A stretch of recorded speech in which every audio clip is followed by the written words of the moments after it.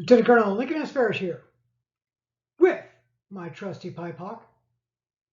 Let's talk about how you can use criminology theory to help stabilize an area, how marriage is a stabilizing force. As always, these are my thoughts, not USK Hawks, not DOD, not SWIC, my thoughts. Let's get started. Let's talk about how marriage and other informal social control measures can promote stability and the perceived legitimacy of the state, and how, as a civil affair officer, you can utilize the theory of social constraint to assist in meeting the combatant commander's objectives.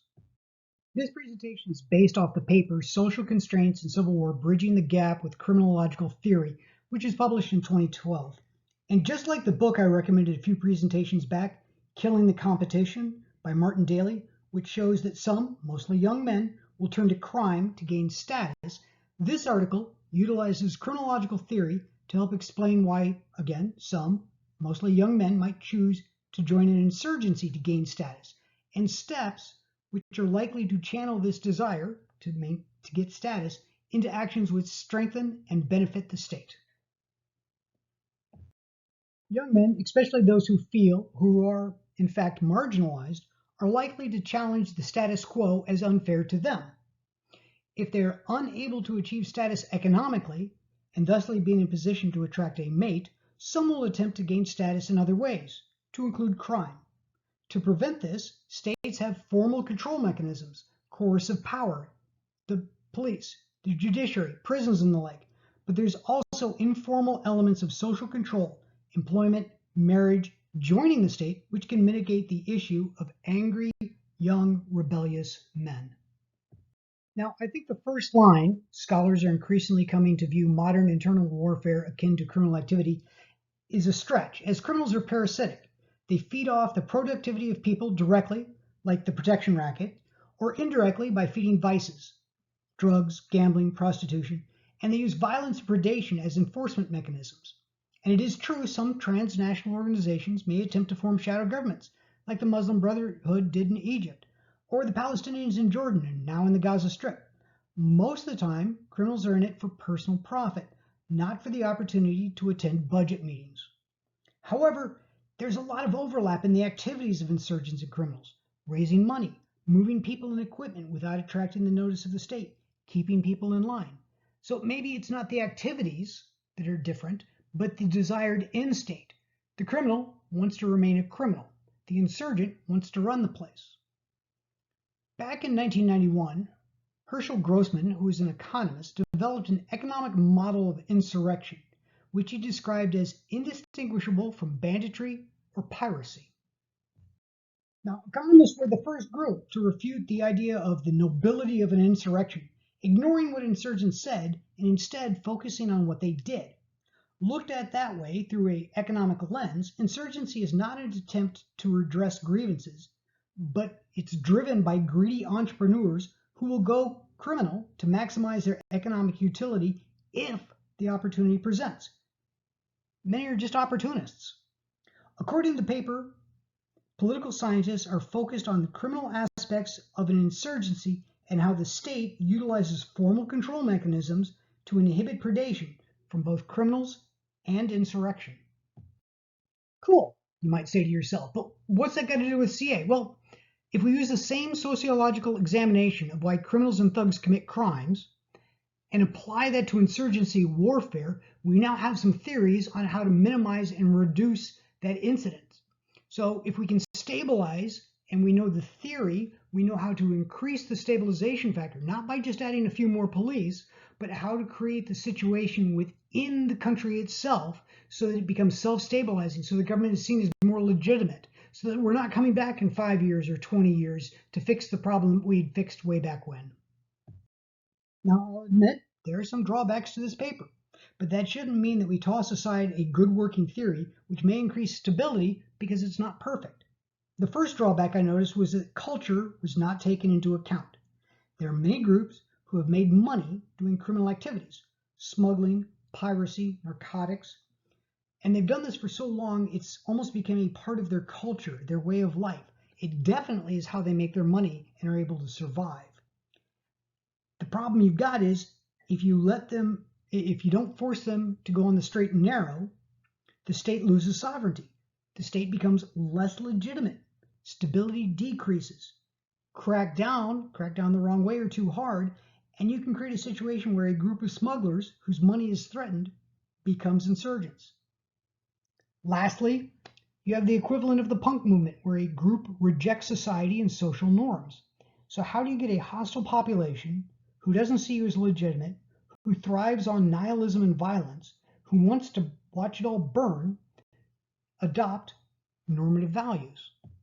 They had this neat academic literature comparison between criminology and insurgency Civil War literature. And they took the concepts of motivation, opportunity, control, and constraints and showed how there's a lot of overlap between these two groups. Now, I'm sure you've heard at least once that someone says, oh, the only reason they've done a criminal activity, the only reason they rebelled is because they were poor, which of course is wrong. The argument from an economic rationalist model that people will rebel when it's economically profitable, and it's got mixed empirical results. They can't show that it's accurate. Maybe a nice tale, but it's not something academically reproducible.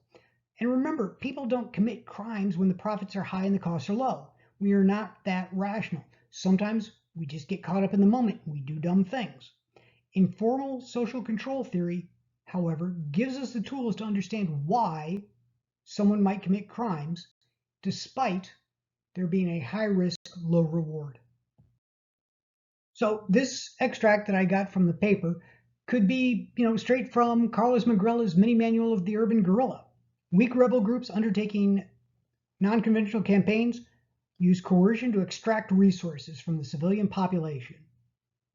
So if we agree that this is accurate, Carlos Magrella says so, the criminologists say so, then maybe we can use criminology and criminological theory to help combat insurgency. We agree that a lot of the activities in a rebellion, in an insurgency, are criminal in nature. We can then use criminology and criminological theories to help understand motivations. For instance, why would someone go outlaw? What's the motivation there? Well, criminology uses a social bond theory. It assumes all individuals are motivated to deviate from social norms if they can see there's a competitive advantage in doing so. Now, from this perspective, the difference between an offender and a non-offender isn't motivation, but the number of constraints imposed on each individual's behavior. And without these constraints, it would be a Hobbesian dystopia, a continuous war of all against all. But social bond theory stresses that controlling influence of informal processes strengthen bonds, brings everyone together into a conventional society where not only are the group's goals met, but so are the individuals. Now, within social bond theory, in order to fit in order to be a good member of society, you've got 4 factors that are required. You've got to have attachment.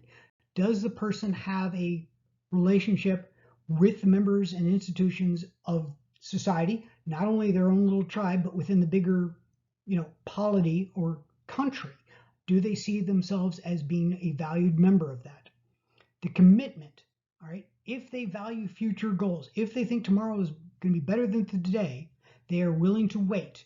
They're more willing to get an education, starting a family. Involvement, the more time you spend working, the less time you spend running the streets doing criminal activities. And of course, belief, if you believe that the formal and informal rules are legitimate, you're less likely to violate those social norms or to violate them in egregious ways. The paper focuses on 3 factors: marriage, employment, and military service, because they say that these are key sources of social bonding among adults and are key in lowering levels of criminal activity. Employment is an obvious one.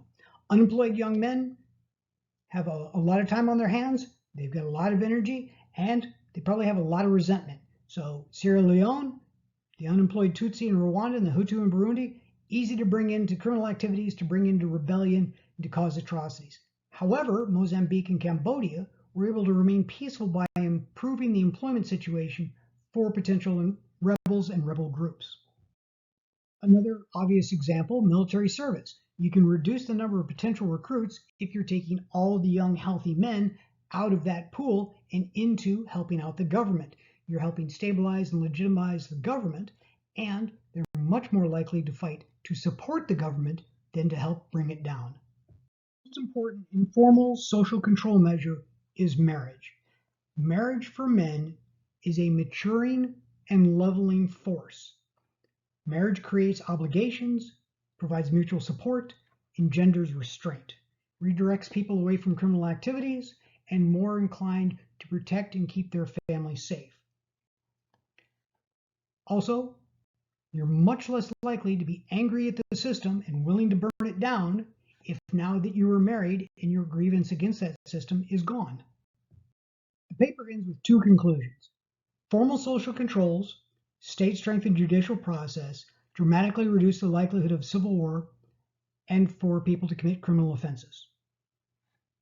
That's been known for a while. However, informal social controls, employment, prior military service, and marriage, while strong individually and weaker at the state level, also reduce the likelihood of a civil war and reduce the likelihood of people committing criminal offenses. So taking all this stuff and bringing it back to civil affairs.